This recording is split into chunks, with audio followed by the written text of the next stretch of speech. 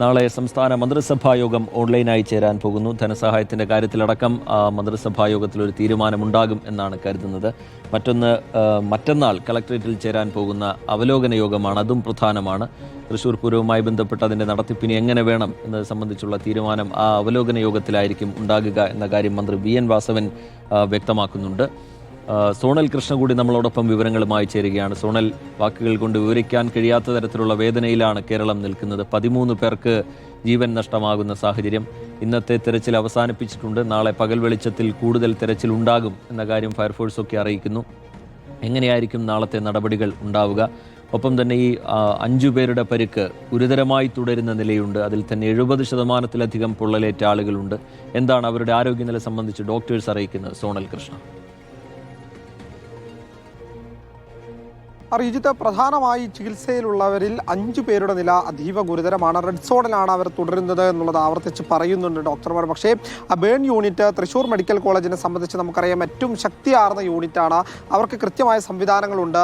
ഈ അപകടം നടന്നു എന്ന അറിയിപ്പ് ലഭിച്ചത് മുതൽ തന്നെ അവരെല്ലാം സജ്ജമാക്കിക്കൊണ്ട് അതായത് ഇവിടെ എത്തുന്ന പരിക്കേറ്റ ആളുകൾക്ക് വേണ്ട ചികിത്സ ആദ്യഘട്ടത്തിൽ തന്നെ ഉറപ്പുവരുത്തിയിട്ടുണ്ട്. എന്തായാലും ആ ഗുരുതരാവസ്ഥയിലുള്ളവരെയും ജീവിതത്തിലേക്ക് തിരിച്ചു കൊണ്ടുവരാൻ വേണ്ട എല്ലാ സംവിധാനങ്ങളും ചെയ്തിട്ടുണ്ട് എന്നുള്ളതാണ്. ചീഫ് ഡോക്ടർമാർ അടങ്ങുന്ന ഒരു വിദഗ്ധ സംഘം ഇവിടെ എപ്പോഴും ക്യാമ്പ് ചെയ്ത് അവരെ ശുശ്രൂഷിക്കുന്ന കാഴ്ചയാണ് നമുക്ക് തൃശ്ശൂർ മെഡിക്കൽ കോളേജിൽ നിന്ന് കാണാൻ കഴിയുന്നത്. എന്തായാലും കോട്ടയത്ത് നിന്നും കോഴിക്കോട് നിന്നും തിരുവനന്തപുരത്ത് നിന്നും വിദഗ്ധ ഡോക്ടർമാരെ കൂടി എത്തിച്ചുകൊണ്ട് ആ ശൃംഖല വലുതാക്കാൻ വേണ്ടിയുള്ള നീക്കവും ഇതിനോടകം തന്നെ നടക്കുന്നുണ്ട്. മറ്റൊന്ന്, 5 പേരെയാണ് നിലവിൽ ഇതുമായി ബന്ധപ്പെട്ട് മരിച്ചവരിൽ തിരിച്ചറിഞ്ഞിട്ടുള്ളത്. അതിൽ 3 പേരുടെ ഭൗതികദേഹം ബന്ധുക്കൾക്ക് പോസ്റ്റ്മോർട്ടം നടപടികൾക്ക് ശേഷം വിട്ടു നൽകിയിട്ടുണ്ട്.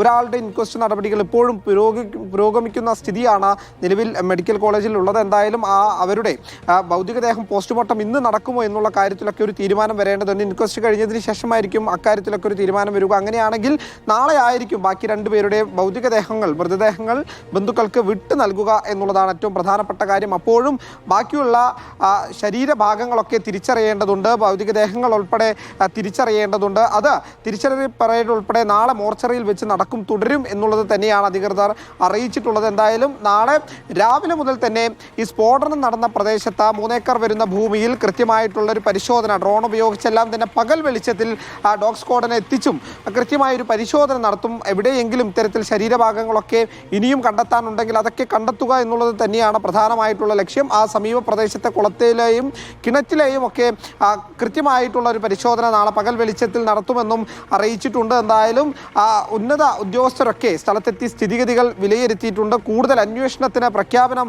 ഇട്ടിട്ടുണ്ട്. എന്തായാലും SIT രൂപീകരിച്ചുകൊണ്ട് കൃത്യമായിട്ടൊരു അന്വേഷണം ഉണ്ടാകും എന്നുള്ള കാര്യത്തിലും ഉറപ്പു നൽകിയിട്ടുണ്ട്. എന്തായാലും ബാക്കി തിരിച്ചറിയൽ പരേഡ് ഉൾപ്പെടെ പുരോഗമിക്കുന്നുണ്ട്. നാളെയും അത് തുടരും. പങ്കുവെക്കുകയായിരുന്നു. ഈ വലിയ ദുരന്തത്തിന് എന്താണ് വഴിവെച്ചത്, എന്താണ് ഇതിന്റെ കാരണം എന്നത് സംബന്ധിച്ച് അല്പം കൂടി വ്യക്തത വരാനുണ്ട്. ഒരുപക്ഷെ കനത്ത ചൂടായിരിക്കാം കാരണം എന്ന് സംശയിക്കുന്നുണ്ട്, പ്രാഥമികമായി വിലയിരുത്തുന്നുണ്ട്. പക്ഷേ വിശദമായ പരിശോധനയൊക്കെ അക്കാര്യത്തിൽ വേണം. അതിനുശേഷമായിരിക്കും അപകടത്തിന്റെ കാരണം സംബന്ധിച്ച് ഒരു നിഗമനത്തിലേക്ക് എത്താൻ കഴിയുക. പോലീസ് ഇപ്പോൾ കേസെടുത്തിട്ടുണ്ട്, ആരെയും പ്രതി ചേർത്തിട്ടില്ല. അതിന്റെ എല്ലാ വശങ്ങളും അന്വേഷിക്കും എന്നുള്ളതാണ് DGP സംസ്ഥാന പോലീസ് മേധാവി റവാഡ ചന്ദ്രശേഖർ നേരത്തെ റിപ്പോർട്ടറിനോട് വ്യക്തമാക്കിയത്.